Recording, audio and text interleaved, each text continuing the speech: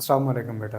Chapter number 8 first year physics waves को जैसा कि हमने स्टार्ट किया हुआ था, आज का हमारा टॉपिक है बेटा stationery waves in air column. अपने सबका लेक्चर के अंदर हमने stationery waves in the stretch string को देखा था कि अगर स्ट्रिंग को क्लैंप आउट कर लिया जाए और उनके अंदर स्टेशनरी वेव्स को प्रोड्यूस किया जाए।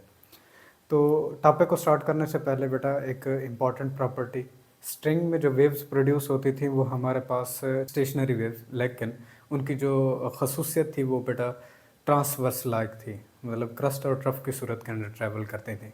आज हमने बेटा एयर के अंदर स्टेशनरी वेव्स को देखना है और साउंड की वजह से ये प्रोड्यूस होंगी। तो साउंड वेव्स चूँकि आपके पास लॉन्गिट्यूडनल नेचर रखती हैं, कंप्रेशन और रेयरफैक्शन की सूरत के अंदर ट्रैवल करती हैं, तो एयर कॉलम के अंदर जितनी भी स्टेशनरी वेव्स प्रोड्यूस होंगी ड्यू टू साउंड होगी। जैसा कि म्यूज़िकल इंस्ट्रूमेंट आपने आर्गन पाइप देखा होगा, बांसुरी वगैरह जिसे उर्दू में कहते हैं, उस बांसुरी से जो वॉइस आ रही होती है, ख़ास तरह का म्यूज़िक आ रहा होता है, वो स्टेशनरी वेव्स के प्रोड्यूस होने की वजह से होता है। तो इस सारे के सारे आज के लेक्चर के अंदर हमने जो इम्पोर्टेंट बात देखनी है, हालांकि हमारे पास साउंड लॉन्गिट्यूडनल नेचर की होते हैं, कंप्रेशन और रेयरफैक्शन के अंदर सूरत के अंदर ट्रैवल करती है, लेकिन हम यहाँ उसकी ट्रांसवर्स नेचर को इसीलिए यहाँ ड्रा करेंगे ताकि हम उसके एम्पलीट्यूड ऑफ वाइब्रेशन और बाकी कैरेक्टरिस्टिक्स के बारे में इंफॉर्मेशन ले सकें। तो बेटा सबसे पहले जो एयर कॉलम है, इसके अंदर स्टेशनरी वेव्स कैसे प्रोड्यूस की जाती हैं? साउंड की वजह से। ठीक है बेटा, एक कोई पाइप भी हो सकता है, कोई ट्यूब भी हो सकती है बेटा, जिसके अंदर एयर को फिल किया जाएगा और उस एयर के अंदर जैसे ही साउंड ट्रैवल करते हैं स्टेशनरी वेव्स प्रोड्यूस होती हैं। उसकी हमारे पास सिंपल बेटा मिसाल है आर्गन पाइप, जिसे बांसुरी वगैरह कहते हैं। इसकी बेटा तारीफ कैसे करते हैं? It is a wind instrument in which sound is produced due to the setup of stationary waves in air column. एक आर्गन पाइप एक इस तरह का हमारे पास विंड यानी कि हवा का इंस्ट्रूमेंट है जिसके अंदर साउंड वेव्स को प्रोड्यूस किया जाता है एक एयर कॉलम में स्टेशनरी वेव को सेटअप करके। एयर कॉलम में स्टेशनरी वेव सेटअप होंगी और वो साउंड प्रोड्यूस करती हैं, और जिसकी वजह से बेटा हम उनकी बांसुरी की वॉइस सुन रहे होते हैं। ये दो तरह के बेटा आर्गन पाइप होते हैं। एक होता है ओपन पाइप। ओपन पाइप से मुराद है कि इसके बोथ हैंड्स ओपन होंगे, दोनों तरफ से ये बेटा खुला हुआ पाइप आपको दिखाई देता है। जबकि इसकी दूसरी टाइप है बेटा क्लोज्ड पाइप। क्लोज्ड पाइप के अंदर जो आर्गन पाइप लिया जाता है उसकी एक साइड क्लोज्ड होती है और एक साइड उसकी बेटा ओपन होती है। तो इसीलिए हम जो लफ्ज़ इस्तेमाल करेंगे अपने लेक्चर के अंदर ओपन पाइप से, तो आपने फ़ौरन से समझ जाना है कि दोनों साइड इसकी ओपन है। जबकि क्लोज्ड पाइप के लिए जो लफ्ज़ हम अपने लेक्चर के अंदर इस्तेमाल करेंगे तो आपने फ़ौरन से समझना है कि यहाँ पर इसके एक साइड क्लोज्ड है और एक साइड ओपन है। Mode of vibrations in pipe open at both hands.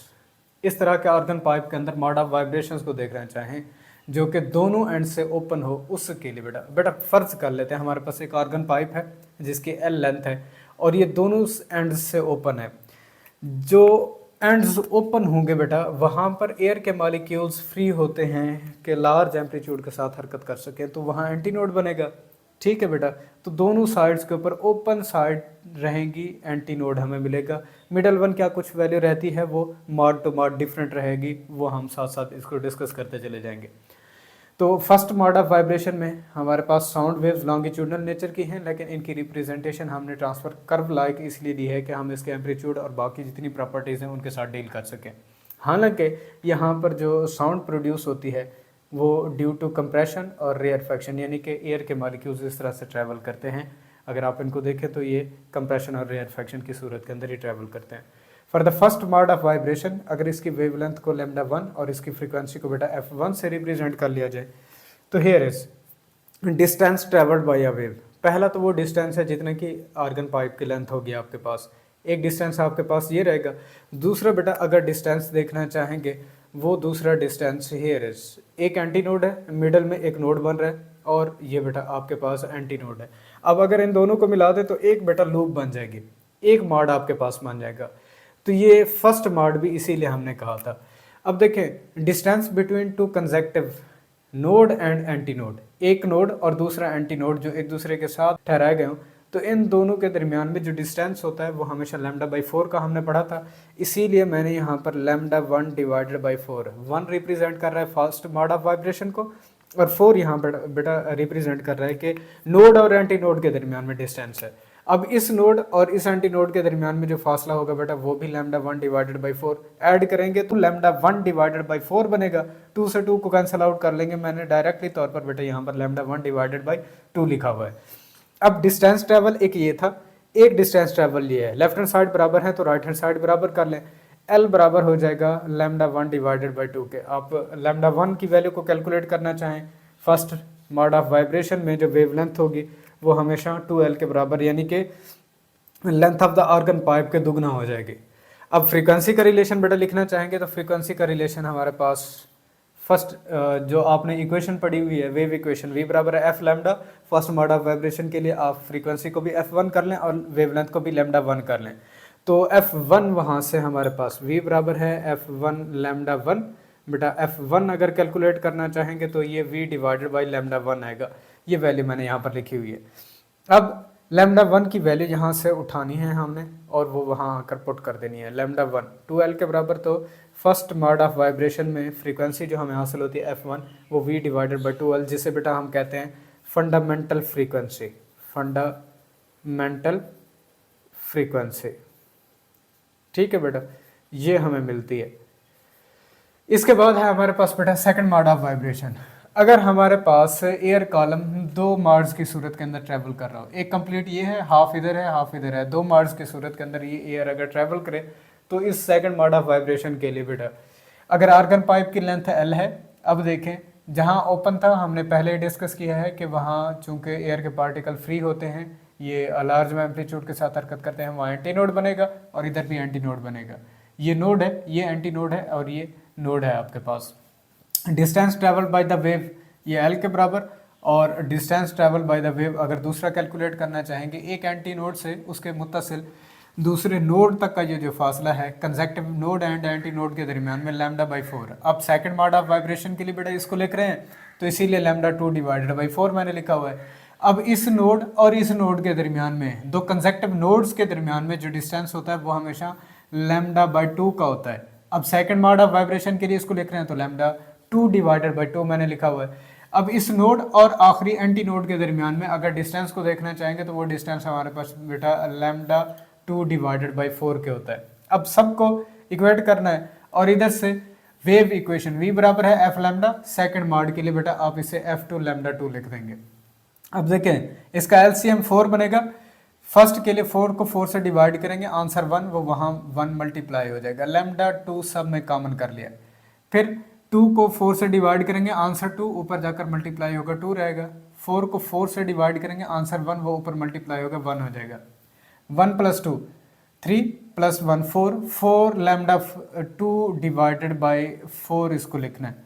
अब 4 से 4 कैंसिल आउट हो जाएगा। L distance travelled by a wave हमारे पास बेटा 4 से 4 कैंसिल आउट करने से ये लैम्डा 2 के बराबर आ जाएगा। F2 frequency in second mode of vibration, अगर बेटा इसको कैलकुलेट करना चाहेंगे तो v डिवाइडेड बाई लैम्डा 2 की वैल्यू वहाँ से उठा के यहाँ रिप्लेस कर देना, 2 से अपनी तरफ से मल्टीप्लाई भी कर लें, 2 से डिवाइड भी कर लें, तो v divided by 2L। F1 की वैल्यू हमने अभी फंडामेंटल फ्रीक्वेंसी की वैल्यू कैलकुलेट की थी और F2 हमारे पास बेटा आ जाएगा 2F1 के, यानी कि second mode of vibration second mode की जो फ्रीक्वेंसी है वो हमें फर्स्ट फंडामेंटल फ्रीक्वेंसी के साथ 2 को मल्टीप्लाई करने से हासिल हो जाएगी। थर्ड मोड ऑफ वाइब्रेशन में distance travelled by a wave, जितना आर्गन पाइप की लेंथ है उतना ये डिस्टेंस ट्रेवल करेगी। Distance travelled by a wave 3 modes की सूरत के अंदर, एक ये है, हाफ इधर है हाफ इधर है, तो 3 मोड्स यानी कि 3 लूप्स के अंदर ये एयर के पार्टिकल्स ट्रेवल करेंगे। अब इसके लिए डिस्टेंस ट्रेवल अगर कैलकुलेट करना चाहेंगे, पहले एंटी नोड और नोड के दरमियान में डिस्टेंस ट्रेवल लैम्डा बाई 4 और थर्ड मोड के लिए लिख रहे हैं तो इसीलिए लैम्डा 3 बाई 4। जबकि इस नोड और इस नोड के दरमियान में, दो कंसेक्टिव नोड्स के दरमियान में distance travelled by the wave वो लैम्डा बाई 2 के बराबर। अब थर्ड मोड के लिए लिख रहे हैं तो लैम्डा 3 डिवाइडेड बाई 2। इसी तरह से इस नोड और इस नोड के दरमियान में वो भी लैम्डा बाई 2, तो लैम्डा 3 मैंने थर्ड मोड के लिए इसको लिखा हुआ है। और इधर से नोड और एंटी नोड के दरमियान में अगर वेवलेंथ को देखना चाहेंगे तो ये distance travelled by the wave आपके पास लैम्डा 3 बाई 4।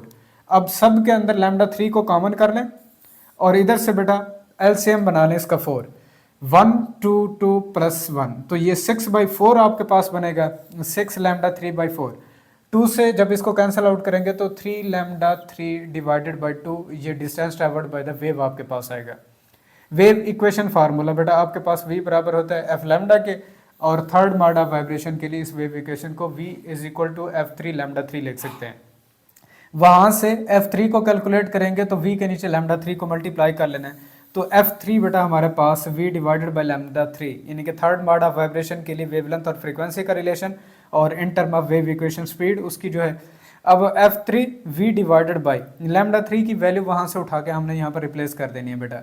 लैम्डा 3 की वैल्यू यहाँ से हमें कैसे हासिल होगी, ये 2 को बेटा मल्टीप्लाई करेंगे 2l बनेगा, और जो लैम्डा 3 के साथ 3 मल्टीप्लाई हो रहा है इसको दूसरी तरफ डिवाइड कर लेना है, तो 2l डिवाइडेड बाई 3 ये वैल्यू मैंने रिप्लेस की हुई है। अब 3 डिवीजन की डिवीजन है, ऊपर जाकर मल्टीप्लाई कर लें, v डिवाइडेड बाई 2l हमारे पास फंडामेंटल फ्रीक्वेंसी की वैल्यू है, तो f3 हमें हासिल होगा 3f1 से, यानी कि थर्ड मॉड ऑफ वाइब्रेशन की अगर फ्रीक्वेंसी हमें हासिल करनी है तो फंडामेंटल फ्रीक्वेंसी के साथ 3 को मल्टीप्लाई कर लेंगे तो हमें थर्ड मॉड ऑफ वाइब्रेशन की फ्रीक्वेंसी यहाँ से मिल जाएगी। nth मॉड ऑफ वाइब्रेशन के लिए अगर इसको लिखना चाहेंगे तो एयर कॉलम n लूप्स के अंदर बेटा वाइब्रेट करेगा, और fn यानी कि nth मॉड ऑफ वाइब्रेशन के लिए जो उसकी फ्रीक्वेंसी होगी वो हमेशा n v divided by 2l, और v divided by 2l fundamental frequency है, यानी कि फंडामेंटल फ्रीक्वेंसी के साथ n को मल्टीप्लाई करने से हमें हासिल हो जाएगा। अब nth मॉड के लिए अगर वेवलेंथ को लिखना चाहेंगे तो ये 2l डिवाइडेड बाई n, उसकी वजह ये है कि n को अगर 1 पुट करते हैं तो फर्स्ट मॉड के लिए जो वेवलेंथ आई थी वो 2l के बराबर हम कैलकुलेट कर चुके हैं, n को 2 पुट करेंगे तो वेवलेंथ यहाँ पर लैम्डा 2 और l के बराबर होगा, जो कि सेकंड मॉड के अंदर हमें वेवलेंथ मिली थी। तो ये सारी वेवलेंथ भी हम यहाँ से कैलकुलेट कर सकते हैं। इस जनरल फार्मूला को बेटा जहन में रखिएगा, फर्दर हमने कम्पिटिटिव एग्जाम के MCQ सॉल्व करने में इसको यूटिलाइज करना है। अब जो हमें रिजल्ट मिल रहे हैं वो रिजल्ट क्या मिल रहे हैं, longitudinal stationary waves have discrete set of frequencies called as harmonics. जैसा कि हमने स्ट्रिंग के अंदर देखा था ट्रांसफर स्टेशनरी वेव्स प्रोड्यूस हुई थी, वो भी हमारे पास बेटा क्या थी, क्वांटाइज थी या डिस्क्रीट सेट ऑफ फ्रीक्वेंसीज रखती थी। वैसे ही लॉन्गिट्यूडनल स्टेशनरी वेव्स भी बेटा ये डिस्क्रीट सेट ऑफ फ्रीक्वेंसीज रखती हैं और ये क्वांटाइज्ड फ्रीक्वेंसीज रखती हैं।